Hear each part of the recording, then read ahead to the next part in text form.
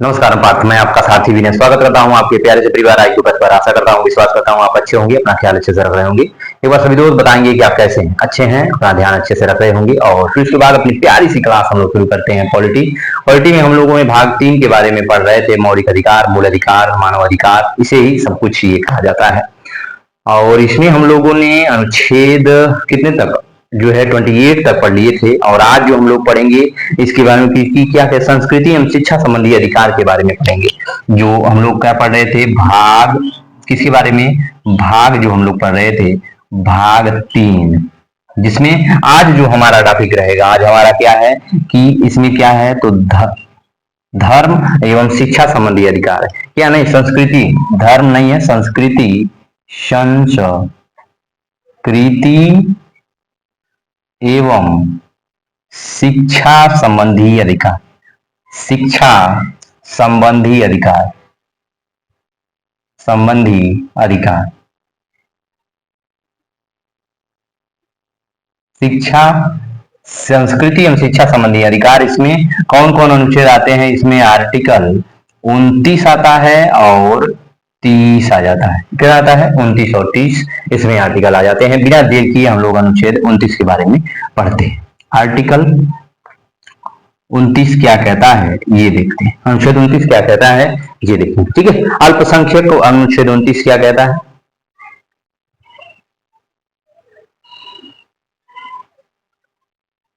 तो अल्पसंख्यक वर्ग के हितों का संरक्षण करता है। यह कहता है कि अल्पसंख्यक वर्गों, अल्पसंख्यक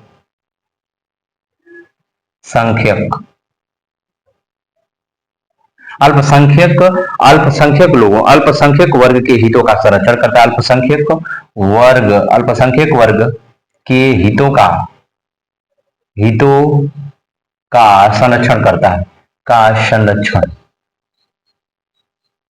संरक्षण करता है, संरक्षण करने की बात करता है। अल्पसंख्यक वर्ग के हितों का संरक्षण की बात करता है अनुच्छेद 29। अनुच्छेद 29 क्या कहता है, अल्पसंख्यक वर्ग के हितों की बात करता है, अल्पसंख्यक वर्ग के हितों की बात करता है, ठीक है। अल्पसंख्यक कौन, अल्पसंख्यक कौन होते हैं, अल्पसंख्यक कौन है, तो एक तो देखोगे तो एक धार्मिक होंगे, धार्मिक तौर पे, एक तो भाषा के तौर पे। ये दोनों कौन है, अल्पसंख्यक है। एक तो ऐसे लोग जो होंगे जिनकी जो धार्मिक, जो जैसे कि जो हमारे सिख हो गए, हमारे जैन हो गए, इनकी देखोगे भाषा भी कम है, इनकी जो धार्मिक जो कम्युनिटी भी है वो भी छोटी है, तो उनके लिए ये बात करता है, उनके जो धार्मिक और उनकी भाषा की ये संरक्षण करता है, मतलब बचाता है, ठीक है, बचाता है। अल्पसंख्यक वर्ग के हितों की ये संरक्षण की बात करता है। और इसका पहला अनुच्छेद 29 का पहला क्या कहता है ये देखोगे कि भारत में देखा गया, भारत में ऐसे सभी नागरिकों को अधिकार है, भारत में ऐसे सभी नागरिकों को अधिकार है, कह रहा है कि भारत में ऐसे सभी नागरिकों को अधिकार है, ऐसे सभी नागरिकों को अधिकार है, नागरिकों को अधिकार है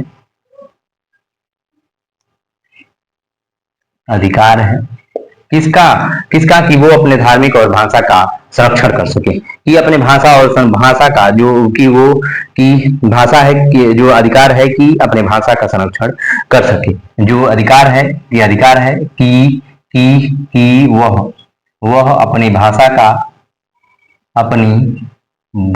का संरक्षण कर सके,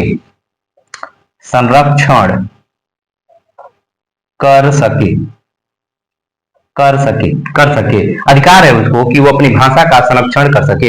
ऐसे जिनकी भाषा अगर कम बोली जा रही है तो उनको अधिकार है कि वो अपनी भाषा का संरक्षण कर सके। अगर उनके आसपास, जैसे कि अगर आसपास आपको अंग्रेजी जो कम बोली जा रही है या हिंदी कम बोली जा रही है तो आपको बोलना जरूरी है, आप भोजपुरी बोलो। आपको आपकी जो आपका भाषा क्या है, आपकी जो मातृभाषा अंग्रेजी है, हिंदी है।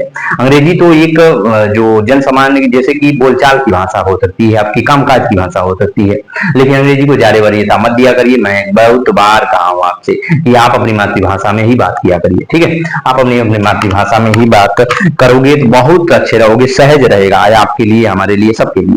ठीक है। तो ये कह रहा है कि भारत में ऐसे सभी नागरिकों को अधिकार है जिनकी भाषा अगर कम बोली जा रही है तो उनको अधिकार है कि वो अपनी भाषा का संरक्षण कर सके। जैसे हम लोग आज जो बिगड़ते चले जा रहे हैं, अंग्रेजी को बहुत ज्यादा वरीयता दे रहे हैं, तो ये हमारे लिए बहुत खतरे की घंटी है। इसलिए पहले सुधर जाओ, अपने भाषा को लेकर के चलो, ठीक है। अंग्रेजी सीखो, समझो, लेकिन हिंदी को वरीयता दो। हिंदी में अपने आप से बात करो, दूसरों से बात करो, अपने भाइयों से बात करो। लेकिन हाँ, अगर आपको कामकाज की भाषा जो आपकी अंग्रेजी है तो उसमें थोड़ी सी अंग्रेजी को चला दो, लेकिन आप बोलचाल की भाषा में आप हिंदी का प्रयोग करो। मैं इतना बना आपसे इतना कहना चाहूंगा अपने।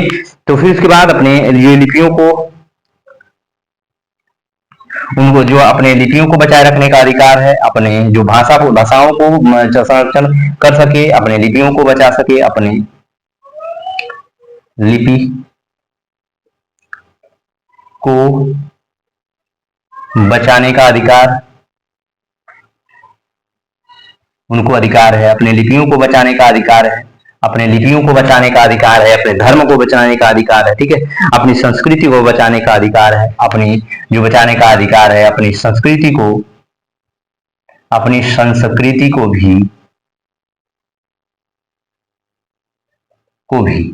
भी अपनी संस्कृति को भी बचाने का इनके पास अधिकार है। अपनी संस्कृति को भी ये बचाने का इनको अधिकार है। फिर उसके बाद अनुच्छेद, फिर उसके बाद 29 का सेकंड क्या कहता है, ये बार इसको भी देखेंगे।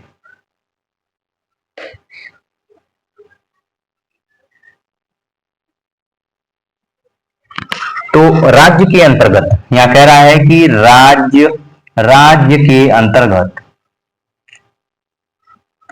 के अंतर्गत आने वाले सभी धार्मिक संस्थानों सभी धार्मिक संस्थानों, जो सभी संस्थान आने वाले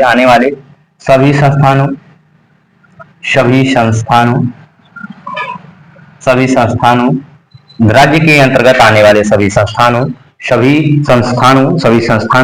एवं जो सभी संस्थानों में जाति धर्म भाषा के आधार पर संस्थानों में जाति धर्म भाषा के आधार पर किसी को रोका नहीं जाएगा, प्रवेश से किसी को रोका नहीं जाएगा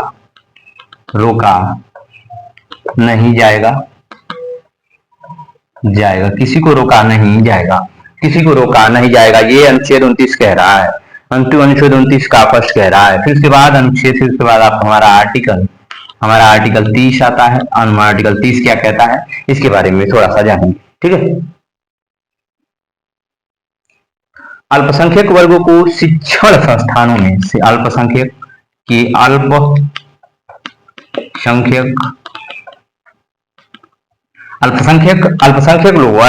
वर्गों को शिक्षण संस्थानों की स्थापना एवं उनके प्रवेश का अधिकार देता है, प्रबंधन का अधिकार है। अल्पसंख्यक वर्गों को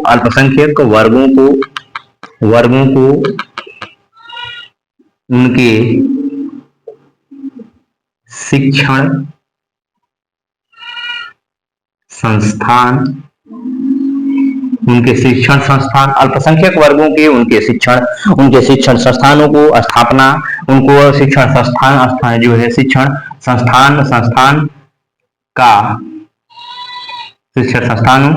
की स्थापना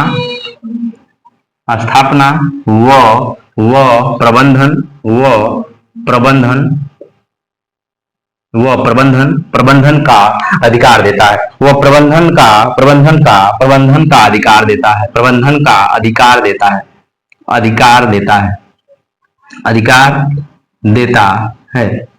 अधिकार देता है। कौन अधिकार? अनुच्छेद 30 कहता है कि अल्पसंख्यक जो वर्ग हैं उनको शिक्षा, जो अल्पसंख्यक जिनका बहुत कम है और उनका जो शिक्षा जो है शिक्षण संस्थान है, उनकी शिक्षा उनकी मातृभाषा में मिलनी चाहिए, तभी उनको कहा जाएगा कि अंग्रेजी तो बुलवा नहीं सकती जबरदस्ती। तो उनको शिक्षण संस्थानों में भी जो अपने शिक्षण संस्थान का क्या कर सकते हैं अधिकार, वो शिक्षण संस्थान भी खोल सकते हैं। उनको प्रबंधन, सरकार उनके जो शिक्षण संस्थान की प्रबंधन कर सकती है, मतलब रक्षा कर सकती है कि कोई दूसरा तोड़ ना दे। ठीक है। ये अनुच्छेद 30 कहता है कि अल्पसंख्यक वर्गों के शिक्षण संस्थानों का जो प्रबंधन, शिक्षण संस्थानों की स्थापना कर सकते हैं, उनका प्रबंधन सरकार कर सकती है। प्रबंधन करने का उनके पास अधिकार है, उनको प्रबंधन कर सकते हैं, वो शिक्षण संस्थान की स्थापना कर सकते हैं, उसका प्रबंधन वो कर सकते हैं। ये अधिकार किसको है? ये अनुच्छेद 30 में ये बात की गई है। ये अनुच्छेद 30 में ये बात की गई है। अल्पसंख्यक वर्ग किसे कहते हैं? अल्पसंख्यक वर्ग,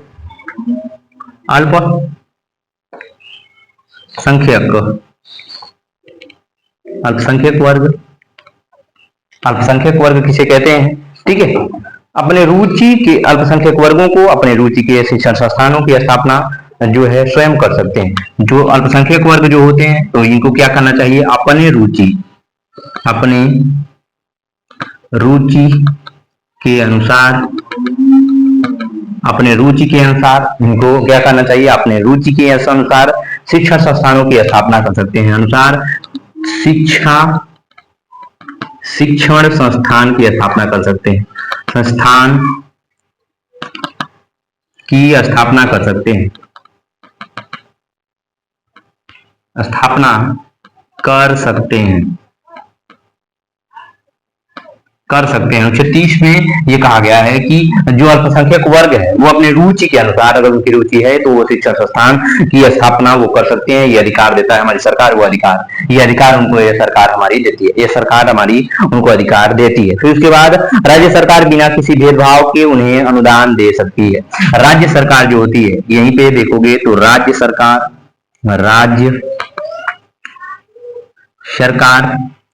उन्हें बिना भेदभाव के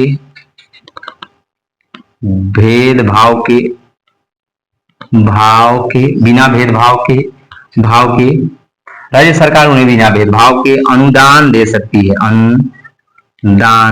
अनुदान दे सकती है।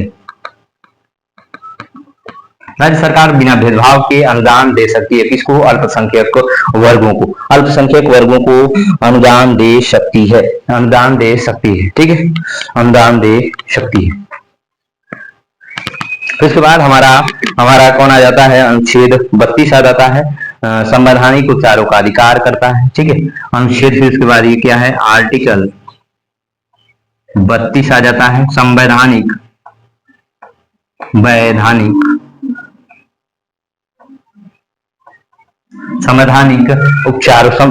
उपचारों का अधिकार, संवैधानिक उपचारों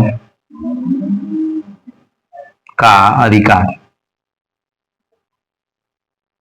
संवैधानिक उपचारों का अधिकार की बात करता है, संवैधानिक उपचारों की अधिकार की बात करता है। अम्बेडकर के संविधान की आत्मा, इसको क्या कहते हैं? संविधान की आत्मा, धान की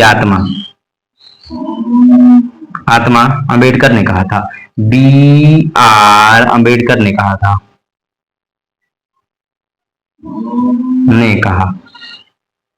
ये क्या है? अनुच्छेद 32 जो है ये 5 प्रकार का रिट जारी करती है, रिट जारी करता है। बंदी प्रत्यक्षीकरण, परमादेश, बंदी प्रत्यक्षीकरण हो गया, परमादेश हो गया, फिर उसमें प्रतिषेध व उत्प्रेषण अधिकार पूछा की, ये 5 प्रकार की जो रिट जारी करता है। ठीक है, तो कल इसके बारे में हम लोग पढ़ेंगे। आज इतना ही रहेगा, हम लोग कल इसके बारे में पूरा डिटेल और सिस्टमेटिक तरीके से कल पढ़ेंगे। आज इतना ही, अपना ध्यान रखिएगा, ख्याल रखिएगा। कैसी लगी वीडियो अपना फीडबैक जरूर दीजिएगा, सपोर्ट जरूर करिएगा। ठीक है, नमस्कार भारत।